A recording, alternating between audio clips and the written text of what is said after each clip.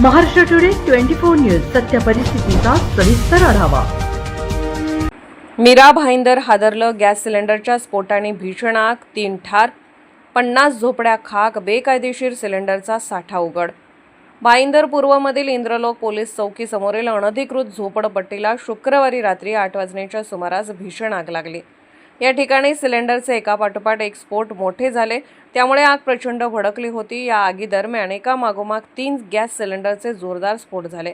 या स्फोटामुळे आगीची तीव्रता वाढत गेली आणि अवघ्या काही वेळातच सुमारे 50 झोपड्या जळून खाक झाल्या। आगीच्या ज्वाळांनी संपूर्ण परिसर व्यापल्याने रहिवाशांनी जीव वाचवण्यासाठी धावाधाव केली। या दुर्घटनेत 3 जणांचा दुर्दैवी मृत्यू झाला आहे।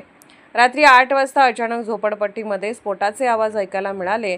त्यानंतर आगीचे भयावह लोळ आणि धुराचे लोट सगळीकडे पसरले। या भीषण आगीमुळे परिसरामध्ये एकच खळबळ उडाली। महापालिकेच्या अग्निशमन दलाने घटनास्थळी दाखल होऊन आग आटोक्यात आणली। सुमारे 25 गॅस सिलेंडर काढण्यात आले, त्यातील सुमारे 18 सिलेंडर आगीत स्फोट फुटलेले आढळून आले। अग्निशमन दलाने रात्री उशिरापर्यंत 3 मृतदेह बाहेर काढले आहेत। 3ही मृतदेह पूर्णपणे जळून गेले असून त्यांची ओळख पटवण्याचे काम रात्री सुरू होते। महाराष्ट्र टुडे मराठीसाठी ब्युरो रिपोर्ट, मुंबई। आजच महाराष्ट्र टुडे 24 न्यूजला सबस्क्राइब करा आणि सत्य परिस्थितीचा सविस्तर आढावा पहा।